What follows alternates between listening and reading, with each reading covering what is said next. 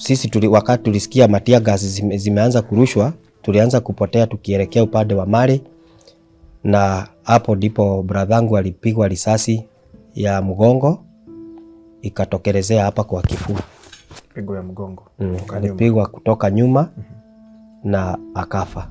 Kama ni mimi ningekuwa nimefanya ile kitendo, hata nisitumie bunduki, nitumie mawe nimuue Kagombe, saa hii ningekuwa nimestakiwa, nimehukumiwa. Huyo mtoto alikufa kwa uchungu mwingi sana, juu nilimpata ameshikilia hapa. I wasn't waiting for such a phone call because he had gone to better his life. It is so painful as a parent to receive a call that your son is no more.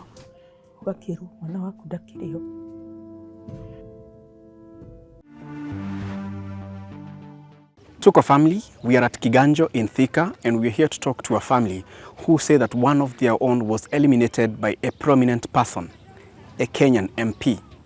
What happened? How did it happen? Let's listen to their story. My name is Kingori Wangeshi. Kwa majina mimi naitwa Harrison Ndirango wa Taha. Na mimi ndiye first born wa kwetu. Na tumezaliwa tukiwa wanne. Tulikuwa tumezaliwa vijana wawili na wasichana wawili. Okay. Tuko Thika, mahali panaitwa Kiganjo.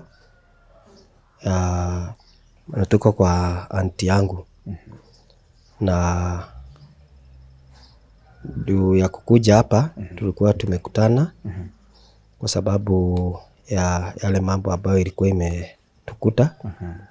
Ndio maana tuko hapa. Nyumbani ni wapi? Nyumbani ni Nyandarua, Kinangop, North Kinangop, mahali panaitwa Mekaro. Huko ndio nyumbani. Huko sasa ndio nyumbani. Kijiji inaitwa Kahuho. Chenye kilitupata ni bradhangu kupigwa risasi. Na akaaga hapo.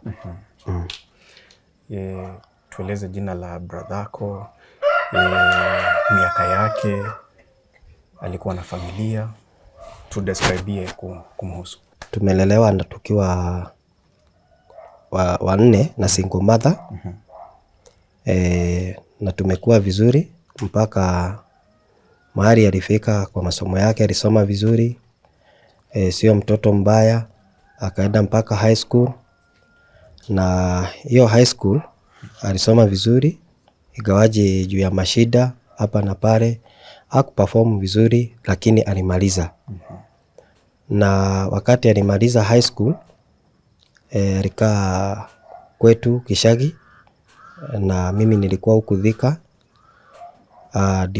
Ndio kukaa kidogo, nikamwambia akuje na huku ili tupate nafasi ya kujisaidia, tuangalau tupate kama tunaweza pata kazi na huku tuweze kusaidiana.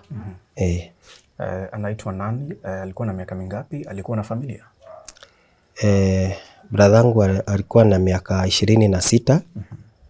Na alikuwa sasa kwa hiyo mipango ya kuoa, kwa sababu hata alikuwa ameanza kujipanga vyenye sasa akioa atakuwa anaishi na familia yake. Jina yake anaitwa David Duati Wataha.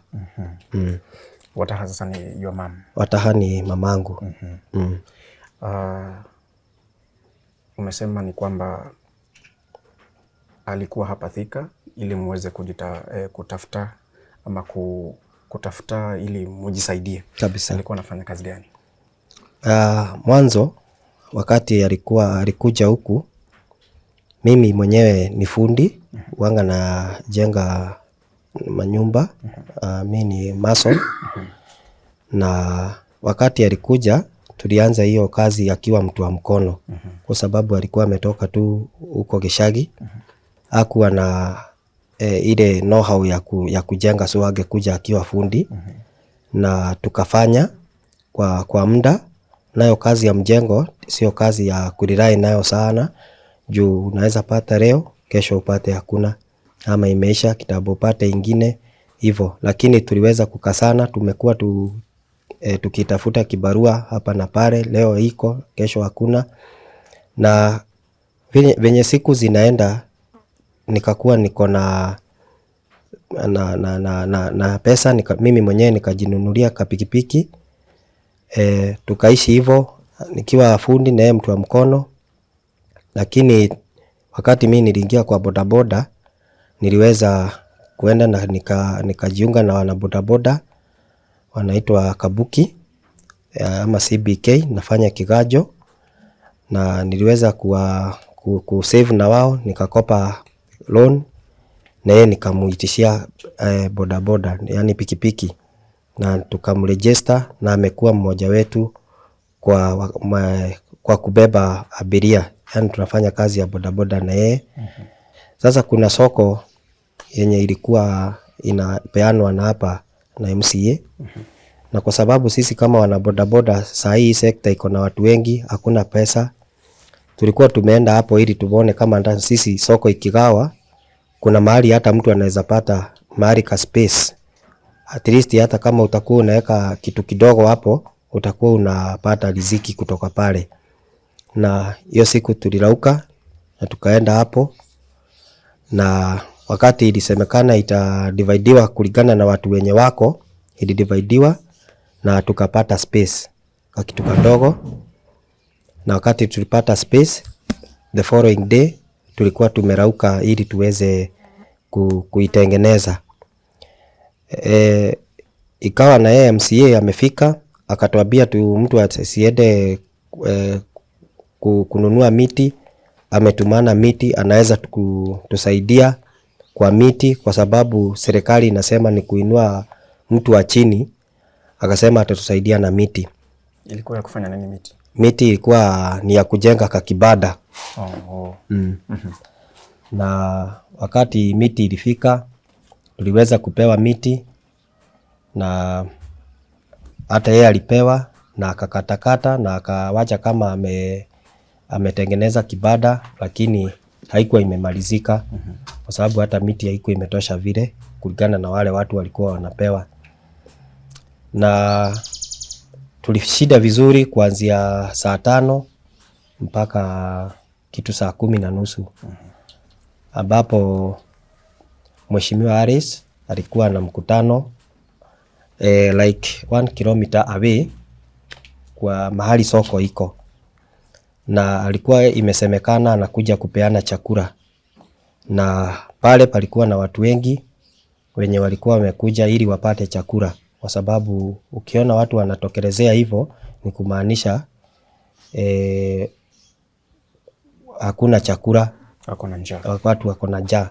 Walikuwa mahali pale, na wakati ilifika hiyo masaa ya saa 10, kitu saa 9 hivi na kitu saa 9 na 20 hivi, kuna OCS wa Kemocho police post aliteremka wakiwa na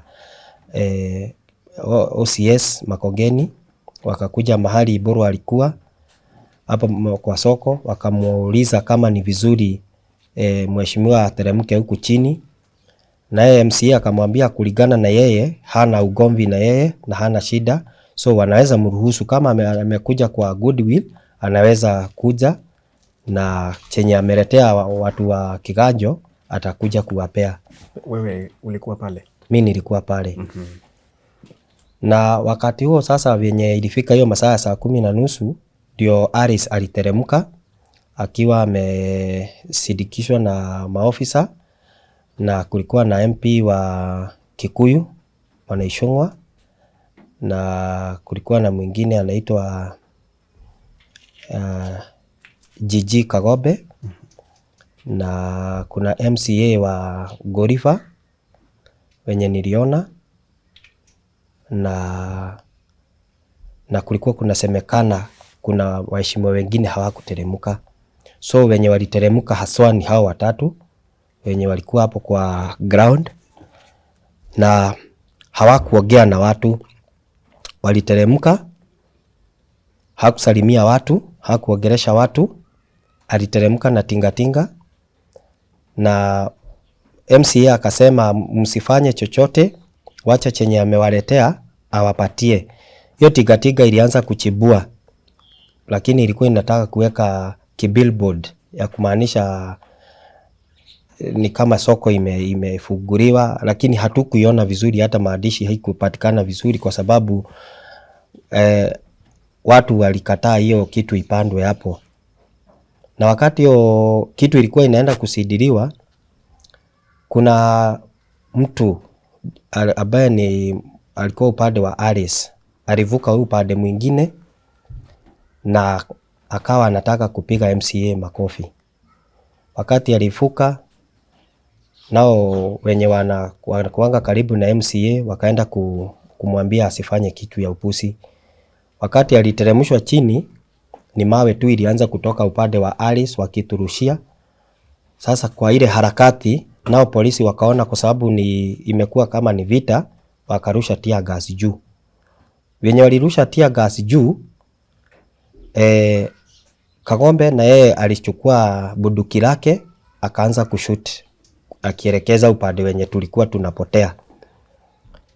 Kwa sababu sisi wakati tulisikia matia gas zimeanza kurushwa, tulianza kupotea tukielekea upande wa Mali, na hapo ndipo bradhangu alipigwa risasi ya mgongo ikatokelezea hapa kwa kifua. Pigo ya mgongo alipigwa kutoka nyuma na akafa. Pole sana kwa hilo. Wewe ulijionea? Mimi nilijionea, hata Kagombe mwenyewe akipiga risasi nilimuona hivi na macho yangu, na mahali nilitazama mpaka bradhangu akipigwa risasi juu niliona kabisa hiyo si kuteleza, ameteleza. Hiyo ni juu niliona tu venye alianguka, nilimuona, si ati si kumuona, nilimuona. Juu mahali mimi nilikuwa upande wa juu, hata ukaenda hapo naweza kuonyesha mahali nilikuwa na mahali Kagombe alikuwa na mahali bradhangu alikuwa. Wakati tu alianza kushuti ya kwanza tu hivi, nilikuwa namuona. Na wakati bradhangu alipigwa risasi juu nikupotea, alikuwa anapotea, nilikuwa naona. Na nilitazama kabisa nikaona huyu amepigwa risasi. Nao wenye walikuwa hapo karibu na yeye wakasema ameuawa. Na ndio hapo Kagombe alipiga risasi ingine ni kama ya 4 ndio ilishika Kamau. Kamau na yeye alipigwa ya kifua, ya hapa kwa mkono ikaingia hivi, na yeye akapata kuanguka hapo. Hapo ndio sasa Kagombe alirudisha bunduki lake kwa mfuko na akahepeshwa na security wake, na wakaacha kama wametulia kijana yetu, wakaacha Kamau hapo chini, wakapanda ndege wakaenda. Kuna mtu ajui Kagombe ni nani? Kagombe ni MP wa Gatundu South. Ulimuona wewe? Na macho. Umesema ni MP. Hauogopi security yako? Hata mimi akitaka kuniua anaweza niua, kwa sababu kama anaweza ua bradhangu nikiona, ni nini hawezi fanya? Mimi sina security kama yeye. So mimi hata nikienda hivi kwa barabara naofia yes maisha yangu, lakini siwezi jisuia juu siwezi kaa kwa nyumba ati nimejificha. Hapana. Tangu hicho kitendo kifanyike, au waheshimiwa wote wametaja, wamesema kulikuwa na MPs na kulikuwa na MCAs. Ni wangapi ambao wamekuja kuwatembelea kama familia? Kulingana na mimi hakuna MP hata mmoja amekuja, na kulingana na hata na serikali hakuna hatua imechukuliwa. Juu kitu ya kwanza, ukiwa na bunduki na uitumie vibaya, unafaa kuirudisha ama inafaa kuchukuliwa na serikali. Na kuna watu wanaitwa suspect huanga anashikwa hata kabla mwenye kufanya kitendo ashikwe. Na hata sio suspect, cause suspect ni mtu mwenye anasuspectiwa kuwa ni kama alikuwa. Lakini huyu ni mtu anaonekana mpaka kwa social media akishoot. Na kulingana na Kagombe alikuwa aingilie kati ya polisi kupiga tear gas na yeye achukulie hapo katikati ashuti watu ili watu waseme maofisa wa polisi ndio wameshuti watu. Unaona? Lakini sasa tulimuona na hata kwa upande wa postmortem inaonekana hata risasi yenye ilimgonga alikuwa far away 15 meters, ni kama 45 feet, almost 50. Na ukiwa mtu anakuattack akiwa 50 feet ama 15 meters, ako bali sana na wewe uko bali sana. Then Kagobe ni mtu ako na security, amelindwa na askari, amelindwa na security yake yeye mwenyewe. So in case of vurugu yeyote anafaa kuhepeshwa na masecurity wake. How comes alishukua bunduki lake na kuanza kushuti watu? Hata kama ni au askari wenye walikuwa hapo, wenye walikuwa wanamwambia aache kushoot, si wangemshika? Kwa sababu kitu ya kwanza hayuko in mahali pambaya. So hakuna vyenye angesema ati kama uko na time ya kuanza kushoot watu, ni kumaanisha hata askari wenye walikuwa hapo hawajui sheria yenye wanafaa kutumia. Kwa sababu wanafaa, kama mimi mwenyewe ningekuwa natumia hilo bunduki, ningekuwa nimeshikwa na nikapelekwa kwa station niambiwe sijui nilikuwa natumia bunduki vibaya. Lakini so far hakuna kitu kama hiyo imetendeka. Na hata hakuna MP hata mmoja amekashifu hiyo kitendo. Hakuna hata mtu wa serikali amesema sijui Kagobe amefanya vibaya. Hakuna mpaka sasa. Na mumeandikisha statement? Statement tulienda kwa DCI. Walituita na tukaenda na tukaandikisha. Yeah. After statement imechukuliwa hakuna kitu kingine kimefanywa? Hakuna. Hiyo kitu ni kama ilimalizia, ni kama walimalizia tu hapo. Na hakuna mbunge amefika hapa? Hakuna mbunge amefika hapa. Hapana. Mungetaka nini kama familia? Ni hatua gani mungetaka ichukuliwe? Kitu ya kwanza, Kagobe anafaa anyang'anywe bunduki, kwa sababu hata tukiwa hapa si ati bradhangu atarudi uhai. Na ni kumaanisha akiwa na hilo bunduki atafanya familia ingine ilie kama sisi ama ipoteze mtu wao kama sisi. So mimi ningeomba serikali, hata kama ni kupea hawa ma-MP wetu bunduki, wanaangaliwa vizuri ni kazi gani anafaa kuitumia kwa njia gani, na wapelekwe kwa mafunzo ili wajue ni nini bunduki inafaa kutumiwa kukiwa kunakaa namna gani. Then kutoka hapo tungetaka justice ya mtoto wetu iweze kupatikana. Juu kama sasa mimi niko na watoto secondary, so sikuwa naweza kusaidia mamangu vizuri.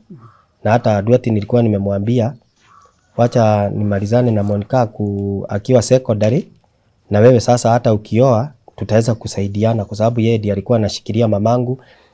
Juu mamangu sasa hana kazi, hakuna ana shida huko Gishagi na hana kazi na hawezi ajiriwa juu miaka yake imepita kuajiriwa.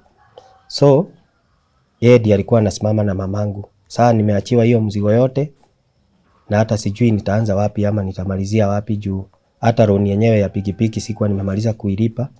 Pikipiki imeachwa tu hivyo, ndio alikuwa anafanya kazi nayo, anaweza kujisaidia na kusaidia mama. Na kama justice inaweza simama, mimi naweza furahia. Na hebu tupe picha ya huyu kijana wenu, huyu Duarte David. Duarte kutoka azaliwe amekuwa mtoto mzuri, anaga ugomvi na mtu, na venye utamwambia tufanye anaga kurudi nyuma, anakusupport. Kama sasa hata sijalipa school fees so far, hiyo ni pikipiki nimeachiwa loan, nijue venye itamaliza ama ikuje ichukuliwe na chama. Sasa hata hii nayo ni mambo yenye imetokelezea sasa, ametuacha. Mama nimeachiwa bado, na hata hiyo mzigo sasa ni mingi kwa mtu mmoja. Of course wakati mtu anapoondokea ama anapofariki, anapoaga kwa familia, huwa na pengo ambalo ameacha. Kabisa. David ameacha pengo gani kwa familia yenu? Mimi hata siwezi kueleza ameacha pengo inatoshana aje, lakini ile pengo ambayo ameacha hata tukimaliza miaka ngapi haiwezi zimbwa. Kwa serikali ambayo inahusika, kuna ile sekta inahusika na usalama na kuna waziri wa usalama. Ujumbe wako ambao ungetaka kutuma kwa niaba ya familia yenu ni gani? Kwa waziri wa usalama, mimi ningemuomba kama familia ya Duarte, kama ingekuwa possible na kama ingelikuwa ni mimi, wenye wanasemanga hakuna sheria, hakuna mtu ako juu ya sheria. Kama ni mimi, ningekuwa nimefanya ile kitendo. Hata nisitumie bunduki, nitumie mawe nimuue Kagombe. Saa hii ningekuwa nimestakiwa, nimehukumiwa. Saa hii venye tunaongea hivi ningekuwa kwa jela. Hivyo kama hakuna mtu ambaye ako juu ya sheria, vile vile ndivyo inafaa kutumika kwa mheshimiwa Kagombe. Angekuwa ameshikwa, angekuwa amehukumiwa, na angekuwa saa hii tukiongea justice imepatikana, kwa sababu tulimuona akimuua David kwa kutumia bunduki lake. Yeah. Mipango imefika wapi ya kumpumzisha brother yako? Mimi kama brother yake niliweza kuona ni vizuri, na nikaonelea hata upande wa familia tulionelea ni vizuri, hata kama David atakaa miaka 10 kwa mochari, hata waizikwa mpaka justice ipatikane. Unamaanisha nini? Kama justice haitapatikana, huo mwili ni wa serikali. Kwa sababu serikali, Kagombe ako kwa serikali, na idara ya upelelezi ni serikali, na hata kupewa barua ya kumzika ni serikali. Wao ndio watashughulika na hiyo mambo. Ulitaja kwamba mlifanya postmortem. Ilisema nini? Postmortem ilisema Duarte alipigwa risasi kutoka nyuma, ikatokelezea upande wa mbele. Na sasa mumeamua hamtafanya mazishi mpaka tutaomboleza mpaka justice ya Duarte ipatikane. Right. Hata hivyo kuna wale wa Kenya ambao wangetaka kusimama na hii familia. Uliniambia kuna namba uliregister. Kuna namba ni register ya mamangu, kwa sababu Duarte ndiye alikuwa anamsaidia. Ni 0707 94 36 37. Irudie. 0707 94 36 37. Monica Wataha. Monica Wataha. Kwanza poleni sana kwa yale yamewapata. Asante. Na nafikiri pia wamesikia mmesema kwamba hamfanyi mazishi mpaka mpate justice. So kwa pia na appeal kwa wale ambao wanaweza kufikisha ujumbe kwa idara ya security, ya sheria. Ni vizuri pia watembelee. Kabisa. Mweze kusemezana. So wakati umesema mwili ni ya serikali, charges zitakuwa zinasimamiwa na nani, ama ni nyinyi tu, lakini mmeamua kubeba huo mzigo? Hata kama huo mzigo utakuwa wetu, lakini justice ipatikane, haina shida. Okay. Uko na any message to the people who were there, au MPs walikuwa pale, MCAs, au ni watu ambao walichaguliwa ili waweze kuinua maisha ya wale waliowachagua wa Kenya? Hata mimi ile ujumbe ningesema,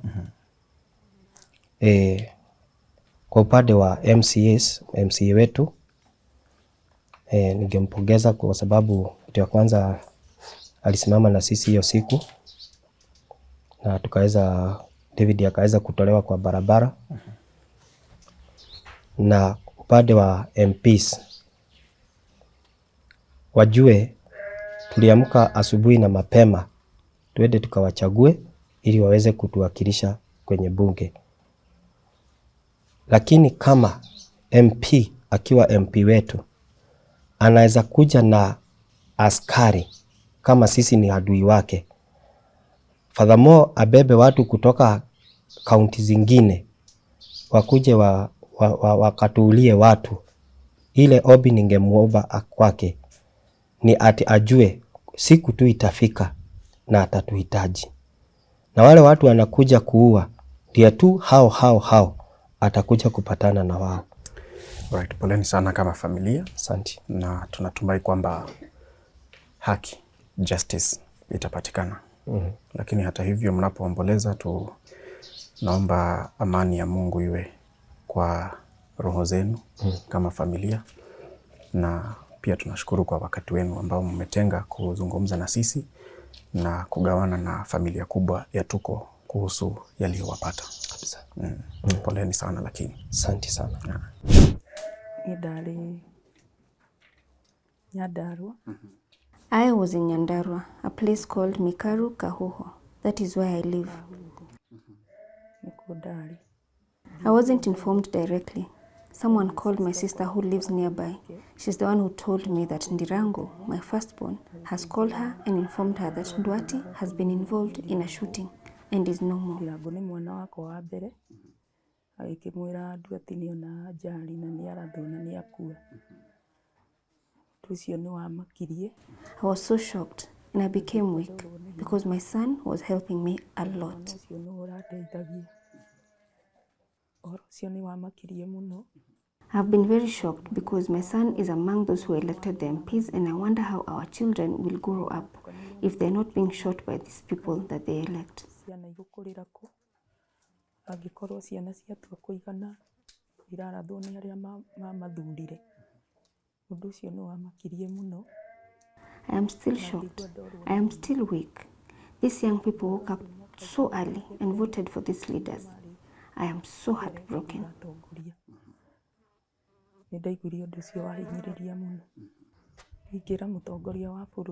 I am asking the president to know that even young people are his. He should secure citizens and not allow them to be finished. I cherish my son Ndwati because I have brought them up with so many problems. I am a widow, and it has been such a challenge educating them alone. He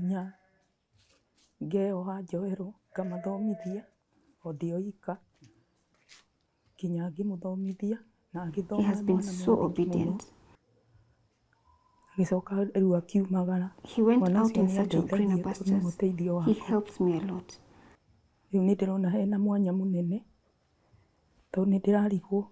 I feel such a huge gap. I wonder who will ever fill this gap and how. I just want justice for my son, for my heart to be at peace.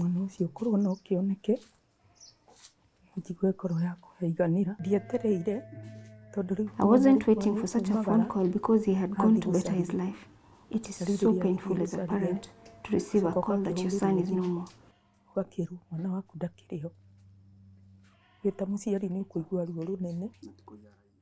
He wasn't stealing. He has never been involved in a crime.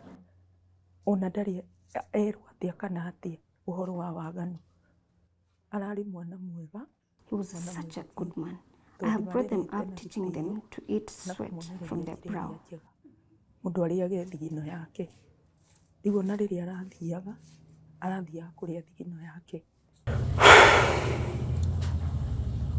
It's quite tough to have to talk to a grieving mother. So you can imagine the pain she's going through right now. Jina ni John Yetoga Ndirango. Mimi ni anko ya Ndwati. Kwa mafikirio yangu nilianza kufikiria kwa ni Ndwati alifanya nini, aligeuka wakati alienda huko, kwa sababu akitoka huko nyumbani Kinango hakuwa na hiyo maneno. Kwa fikira zako ulikuwa unafikiri nilikuwa amepatikana pengine kwa uhalifu wote ama pengine kwa wizi. Unajua ni vijana huwezi kuongea juu ya mtu ambaye pengine mmeachana. Sasa nikajaribu sasa kujua ni kitu gani kilitokea. Sasa hapo kina DCI wote wakasema risasi yalipigwa kutoka nyumba, na mimi nikaona kweli na tukakubali hiyo postmortem, tayari tulikubali. Lakini sasa kulingana na sheria na vile tunajua, hatujui sana, tunajua kuna serikali. Na hii weapon ambayo ilitumiwa na mtu. Na huyo mtu hatujui, hatuwezi mimi nikasema ni fulani, hata kama naona kwenye picha, kwa sababu risasi ni nyingi, lakini kuna mtu alitumia hiyo risasi. Na hiyo haki ndio tunataka kujua, kwa sababu maneno yote iko kwa DCI, tunataka ripoti yao. Na ndio tumesusia kuchukua ule mwili, kwa sababu sio kifo ya kawaida, ni kifo ambao kina huzuni sana. Na tumekasirika sana, na yani tunasikia vibaya sana kama mtoto mdogo kama huyo anaweza kweli kuuliwa na mtu ambaye ni wa hadhi ya juu. Hiyo ni aibu sana. Na ndio sasa tunasema kama yeye ako na uwezo mwingi, sisi hatuna, lakini kuna Mungu mbinguni. Na haki yake ikipatikana, sisi hatuna shida. Hapana, lakini haki yake ipatikane. Huyo mama anafaa mtoto wake aone hajapotea hivyo. Damu ya mtu sio kupotea hivyo, ndugu yangu. Kabisa. Asante na pole sana. Asante. Nashukuru. Kwa majina anaitwa Margaret Wataha. Mimi nimezaliwa Kinango. Nafanyia kazi huku Thika. Tukiwa pamoja na anko yangu, brother yangu na mwenye alituacha. Kwa hivyo mwenye aliwaacha ni nani kwako? Ni mwenye amenifuata ni my brother. Brother yangu alikuwa mtu hard working. Juu alikuwa anajifanyia kazi. Wakati hakuwa anaenda na pikipiki, alikuwa anaenda mjei. Yani alikuwa ana hustle tu. Juu alikuwa ananiambia hawezi taka kukaa idle. By then alikuwa ameniambia anataka kujengea mamangu. Juu ya venye tumelelewa, si tumelelewa na single mother. Ni pigo kubwa sana. Juu hadi wa leo sijaamini. Juu mimi nilielezewa na mimi nilikuwa naenda kumpeleka hospitali. Na tulikuwa na yeye asubuhi. Akaniambia sistangu, mimi nimeenda kibarua. Tutapatana jioni. Na mimi nikamwambia all the best. Mimi kama kwetu tumeruhusi mtu wa maana sana. Na mtu tulikuwa tunashikiliana mtu na mwingine. Yeah. Mnahofia kwamba hamna uwezo wa kutosha kukabiliana na hili jambo kwa sababu ya wale watu ambao wanahusika? Juu kama sisi kwetu hatuna uwezo. Ati tunaweza simamisha wakili, lakini tunasimamisha wakili wetu mmoja tu ambaye ni Mungu wetu. Hajaituacha na hata saa hii hata tuacha. Sisi yenye tunaweza omba tu ni justice. Juu hata venye tulipokea habari yake, yeye aligongwa akielekea kwake nyumbani. Juu alikuwa anakaa tu hapo next kwenye aliuawa. Sasa venye naweza omba tu ni justice for Ndwati. All right. Tumezungumza na wale wengine, lakini nilikuwa nahitaji sauti yako pia iweze kusikika kwa kuitisha justice. Kwa hivyo ungeomba kama kuna wakili ambaye anaweza jitokeza kusimama na nyinyi. Wenye tu naweza waomba kama kuna mtu mwenye anaweza jitokeza tu atusaidie kama sisi familia. Tufikie justice ya mtoto wetu. Juu hakuwa ameibia mtu. Hakuwa ameguza kitu ya mtu. Yeye tu aligongwa kwa harakati zake za kuenda kwake kwa nyumba. Na alionekana alikuwa anaondokea. Kwa hivyo ilimtoka nyuma. Sasa naweza uliza kama kuna mtu yeyote, Mungu tu amguze. Atusaidie tufikie justice ya mtoto wetu. Right, asante na poleni sana kwa yaliyowapata kama familia. Nashukuru sana. Hata mkiendelea tu kutuombea. Juu unajua wakili wetu mkubwa ni Mungu. Na Mungu hararangi. Na venye tu damu ya mtu kwenye tu yeye akiaga, kuna maneno yenye aliambia Mungu wake. Huyo mtoto alikufa kwa uchungu mwingi sana. Juu nilimpata ameshikilia hapa. Na alikuwa na uchungu. Sasa naweza omba tu venye tu tunaweza pata justice ya huyo mtoto. All right. That's the cry of this family right here in Thika, calling for justice for one of their own. Some of them say they witnessed what happened on that fateful day, but they feel it an uphill task. However, nothing is impossible. So as they fight for justice for Ndwati, we welcome you to work with them and support them. My name is Kingori Wangeshi. This has been my story right here on Tuko. Thank you. Let's work with this family.